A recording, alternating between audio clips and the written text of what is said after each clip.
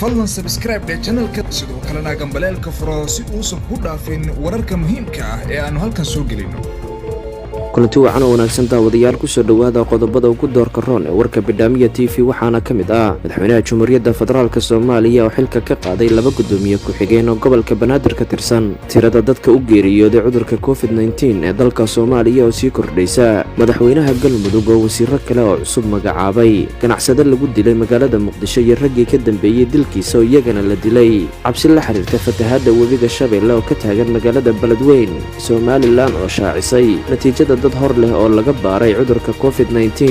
akhbaaraadka dibadda ee Bidhaamiya TV-na waxaa ka mid noqonaya ra'iisul wasaaraha dalka Britain oo dib ugu soo laabanaya shaqadiisa.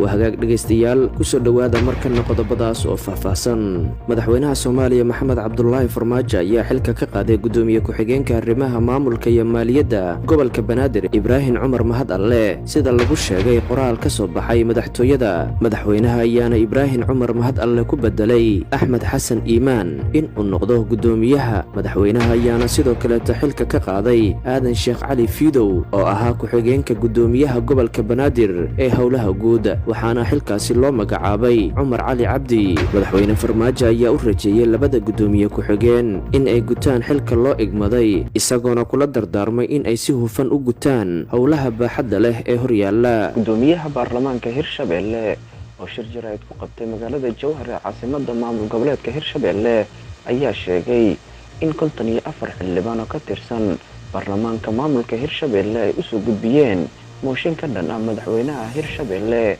Maxamed Cabdi Waare. gudoomiyaha shirkiisa jaraa'id ka hadlayay waxa hadaladiisa ka mid ahaa: bismillahir rahmaanir rahiim, alxamdulillahi rabbil caalamiin, salaatu wasalaamu calaa ashrafil mursaliin sayyidina Muhammadin wa calaa aalihi wa sahbihi ajmaciin. amma ba'd. caawa ay tahay 26 bishii Afraad 2020 waxay isoo gudbiyeen xildhibaan gaaraya 54 xildhibaan mooshin ka dhan ah madaxweynaha dowlad goboleedka Hirshabeelle Maxamed Cabdi Waare kaasoo lagu soo eedeeyay musuqmaasuq, ku xadgudubka dastuurka iyo maxay ahayd ku tagfirada awoodda ayaa qodobada waaweyn lagu soo eedeeyay kamid ah. mooshinkaas waan gudoomiye waan qabtay. insha Allah taala waxaan isugu yeeri doonaa sida uu xeerka uu qabo xildhibaanadii isoo gudbiyay oo yani uu tamaamay mooshinkan uu dhanyahay. waxaan isugu yeeri doonaa xildhibaanada si ay waajibkooda dastuuri u gutaan. waxaan rabaa marka inaan u sheego beesha caalamka, ummadda reer Hirshabeelle, dowladda Soomaaliyeed inay Hirshabeelle burbur qarka u saaran tahay. mas-uuliyiin uu iska leeyahay madaxweyne Maxamed Cabdi Waare iyo madaxweyne ku xigeenka. marka Hirshabeelle waxaan leeyahay laga soo gaara musuqmaasuq ayaa hareeyay, hantideeda ayaa la lunsaday, maxay ahayd amnigeeda ayaa faraha ka baxay, siyaasadeeda ayaa faraha ka baxday. dowladda Soomaaliyeed waxaan u baaqayaa iyo dhammaan inta kala xabanaysa Hirshabeelle inay si degdeg ugu soo gaaraan. annaga ammaano ayaa naloo dhiibtay, ammaanadeena muxuu ahaa hogaankii Hirshabeelle uu ku fashilmay. mooshinkiisa ayaa horyeela, waa mooshinkii saddexaad oo laga keena. marka waxaan rabaa in ciddii Hirshabeelle u naxayso oo dowladda Soomaaliya ugu horeyso in arrintaasi ay wax ka qabtaan. mooshinkiisa insha Allah taala saacadaha fudud inuu soo hayo si dastuurka u qabo ayaa la marinayaa. mar kale waxaan u baaqayaa ummadda reer Hirshabeelle dowladda ugu horeeyaan inay aayahooda ka tashtaan, maadaama Hirshabeelle ay noqotay maqaayad yani restaurant qof le camal muxuu ahaa loo shaqaynayo. marka mooshinkan waa horyeela insha Allah si dastuuri ayaa loo guun doonaa. laakiin guud ahaan waxaan leeyahay Hirshabeelle waa fashilantay, waxaana fashilay Maxamed Cabdi Waare iyo madaxweyne ku-xigeenkiisa iyagana ka mas'uula. tigrafalkii ugu xumaay ayaa ka dhacay. madaxweynaha jamhuuriyadda iyo ra'iisul wasaaraha iyo dhammaan xubnaha ka soo jeeda Hirshabeelle dowladda ugu jira waxaan u sheegayaa in Hirshabeelle in lagu kala yaaca ay muxuu ahay qadku saaran tahay. waa mahadsantiin. wassalaamu calaykum waraxmatullaahi wabarakaatu. wasaaradda caafimaadka ee xukuumadda federaalka Soomaaliya ayaa faahfaahin ka bixisay xaaladihii ugu dambeeyay cudurka COVID-19 ee gudaha dalka Soomaaliya. wasaaradda caafimaadku waxay shaacisay 46 kiis oo cusub oo cudurka COVID-19 ah, taasi oo tirada guud ee dalka Soomaaliya dadka laga helay cudurka COVID-19 ka dhigaysa 436 kiis. tirada ayaana kor u sii kordhaysa waxaana ay gaartay 436 kiis dadka laga helay cudurka COVID-19 halka dhimashadu ay gaartay 23 ruux waxaana ka bogsaday ilaa 10 ruux. ciidamada ammaanka ee gobolka banaadir ayaa degmada dharkiiley ee gobolka banaadir ku toogtay 2 nin oo hubaysan, kuwaasi oo la rumaysan yahay in ay ka tirsan yihiin dagaalamayaasha al-shabaab. inta aysan ciidamadu toogan labadaasi nin ayaa waxaa la sheegay in ay dileen nin ganacsado ahaa oo lagu magacaabi jiray daahir maxamed gaab. sidoo kale kooxdan ayaa la aaminsan yahay in ay fuliyeen dilal isla degmadaasi dharkiinley loogu geystay ganacsado kale oo lagu magacaabi jiray axmed dheere, iyo sidoo kaleeto wiil dhakhtar ahaa oo caan ka ahaa degmadaasi dharkiinley oo isagana lagu dilay degmadaasi. si kastaba ha ahaatee ciidamada booliiska soomaaliya ayaa soo bandhigay labada shakhsi ee la sheegay inay ka tirsan yihiin kooxda al-shabaab ee dilka ka geystay degmada dharkiinley ee gobolka banaadir.